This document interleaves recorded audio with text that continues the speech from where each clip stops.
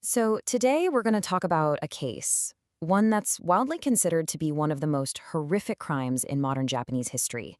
It's a story of just unimaginable cruelty, of systemic failure, and it raises these huge questions about justice that honestly still don't have any real answers.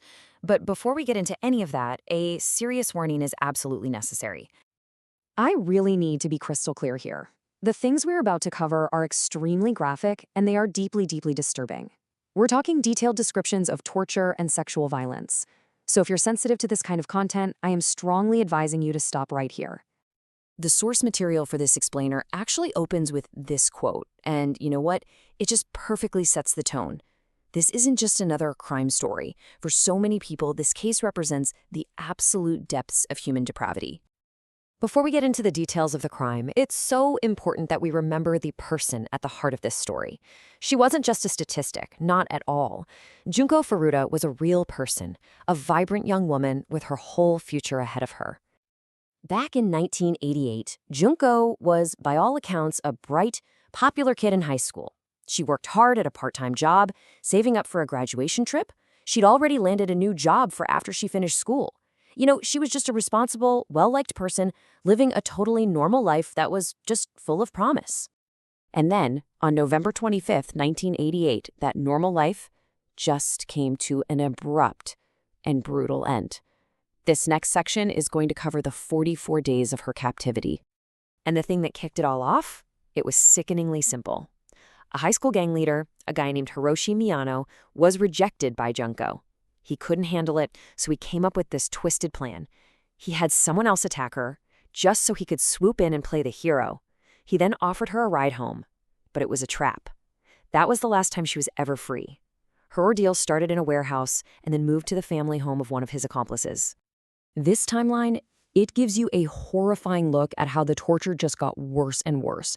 On day 3, she's forced to lie to her own parents, to call them and say she ran away, just to get them to call off the search. By day 10, her body was literally failing from the relentless abuse. But the part that is just truly devastating is what happened on day 20. 2 police officers actually came to the house on a tip, but they just accepted the parents' denial and left. A real chance for rescue was completely missed. Her suffering would go on for another 24 days. This number, it's almost impossible to wrap your head around it. This was not some secret crime. The 4 main perpetrators, they bragged to their friends. They actually invited people over to participate in the torture and assault. It's estimated that more than 100 people, other boys, even some girls, knew a teenager was being held captive and did absolutely nothing. So this brings us to one of the most disturbing questions in this entire case. With so many people knowing what was going on, why didn't anybody help? This was a complete and total failure on multiple levels. The inaction here was catastrophic. The parents of Nobuharu Minato, they lived in the very house where Junko was being tortured. They knew she was there, but they were too scared of their own son and his gang connections. The source material says they were more worried about their reputation in the community than the life of the girl upstairs.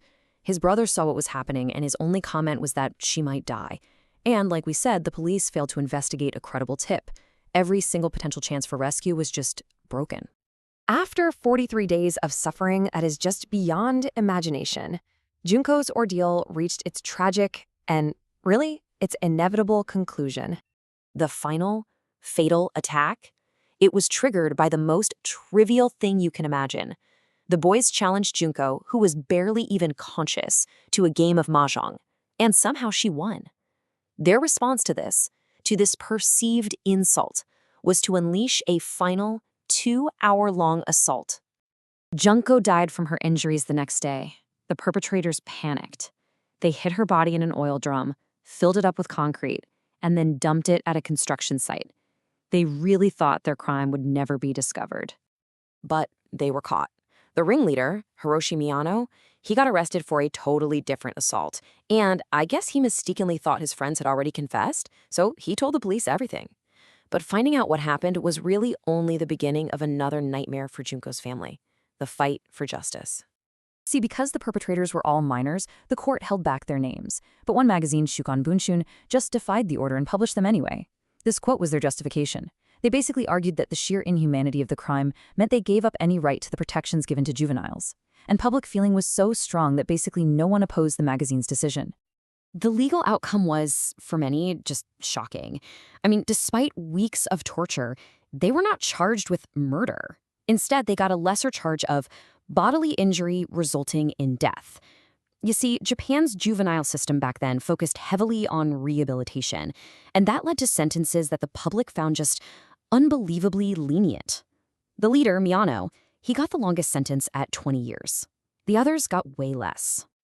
So here's the crucial question. Did the system even work? Did this rehabilitation actually happen? Well, all 4 of them have since been released. Let's take a look at what they did with that freedom. Let's start with Nobuharu Minato, the one whose parents' house the crime took place in. In 2018, he was arrested again, this time for attempted murder. He beat a man and stabbed him in the neck, all over a minor argument. Then you've got Joe Ogura. In 2004, he went back to jail for abducting and beating another man for 4 hours. He reportedly boasted to his victim that he'd killed before and he wasn't afraid to do it again. And in just a final, cruel twist, his mother was reported to have desecrated Junko's grave, claiming Junko was the one who ruined her son's life. The story for the other 2 is just as disturbing. The ringleader, Hiroshi Miyano, got arrested for fraud after he was released, but now he's reportedly living a normal life. He even trains at a kickboxing gym. Yasushi Watanabe, he's the only one of the main 4 who hasn't been rearrested, but nobody knows where he is now. The case of Junko Furuta is a story without any redemption. It just leaves us with these haunting questions about human nature, about society's responsibility, and about the very definition of justice. You know, when the punishment seems so profoundly disconnected from the crime, and when rehabilitation so clearly fails, we're forced to ask, what does justice even mean? And was it ever truly served for Junko Furuta?